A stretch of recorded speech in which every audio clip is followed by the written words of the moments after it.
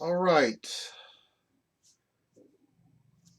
Good afternoon, everyone, or good morning, or whatever the case may be. This is Sunday afternoon in downtown Murfreesboro, and I am here to give you the overview for week 13 in your science literature class.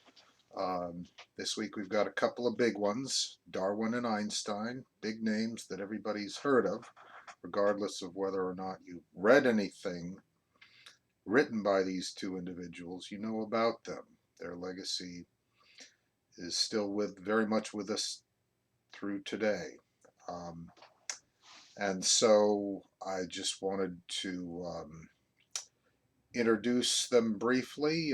Darwin, is known for the theory of evolution and the concept of natural selection, and he honed his theory well at the Galapagos, an archipelago, a group of islands, which he traveled around within and noticed small variations among individual species, and that's what helped him form his theory. We'll talk some about that in class, and also you might have heard of the Tennessee connection to Charles Darwin, which is the Scopes monkey trial, and he is his ideas figured prominently in this episode that brought national recognition to the state of Tennessee back in the 1920s. So that's a bit of an overview. You've got some materials linked on the content page that explain these things. So please do give them a look, and we'll talk about some of these ideas in a bit more detail when we meet via Zoom on Wednesday. Also on Wednesday and probably seeping into Friday, we'll talk some about Einstein. That's a bit much for a single class, but on in two classes, we might cover both of them.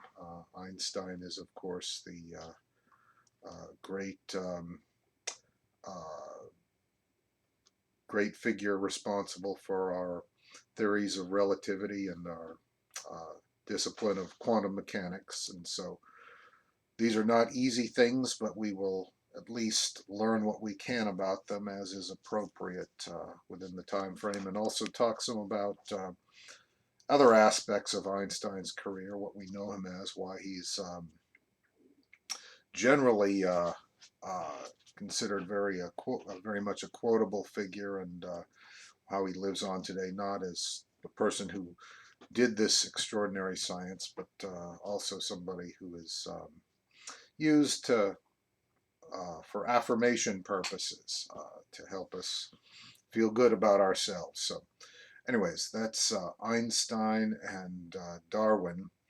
And after that, we've got one more individual, Thomas Kuhn, who is going to be a suitable figure to end the semester with, because he's going to talk about scientific revolutions and paradigm shifts. And he's the one who popularized this concept and helped us understand not uh, direct paradigm shifts, but the whole process by which one established way of thinking gives way to another. So we're probably in the middle of one of those shifts right now, and so that enables me to bring up the final exam, which I've already talked about, and I'll have a revised version of that handout to explain and go over.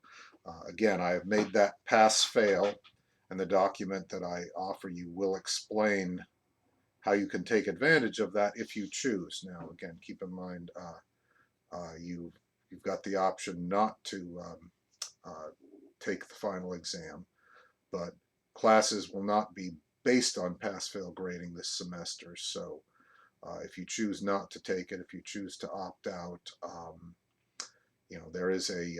there might be a consequence for your overall grade. So do be aware of that, and do think uh, fairly deeply about the option before you. If it's a matter of just survival, then, or if you're worried about being able to finish the final exam under the schedule as it currently exists, then that's might point you to one decision. Whereas if you're in a position to do well and you want the points and you think you can do pretty well with the assignment, then completing it might be your better option.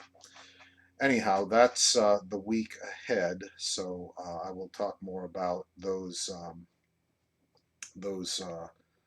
um, components to the class as we move forward into the week.